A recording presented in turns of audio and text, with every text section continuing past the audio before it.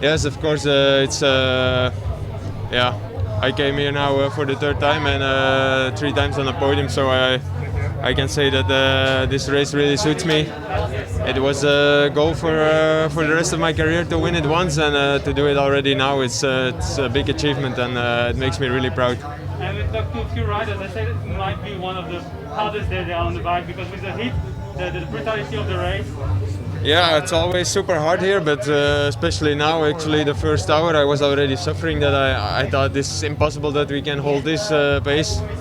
The sections were really bumpy, and it was hard to keep vision on with all the dust and other riders. So yeah, it was a tricky one, but I kept focusing on hydration and keeping cool, and on the final, and yeah, I thought I was strong enough to do something in the end, and I think it's always important to believe in yourself. There was maybe a lot of riders that showed they were really strong, but they played their cards too early, and like Fulsang, he was really early on the front, pulling really hard, and he gave me and the other riders also a hard time, I think, on the longest sections.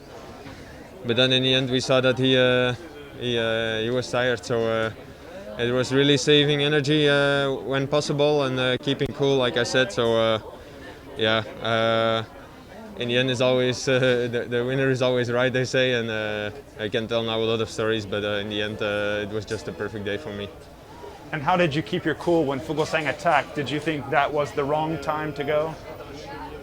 Well, I had no option. I was not able to follow, so then it's easy. Then it's just in the hurt box and try to hold the wheel of the others and keep the gap as close as possible. But at the end of sector 8, he was still only a few meters in front of us, and it was like on one hand it was possible that he was waiting for us, but it was also possible that he was already tired, and maybe in the end we saw that the second thing was the case. So yeah, it was a hard one to go too early.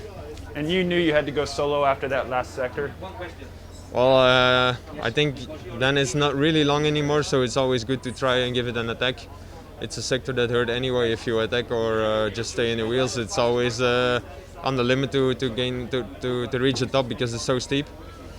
And I think I went really fast in the downhill. I took some risks, and then I had a lot of speed coming into the steep section, and this was a good thing to do. Your eyes are red, I imagine, with the dust, but over there you look very emotional. How was it finishing here, the winner?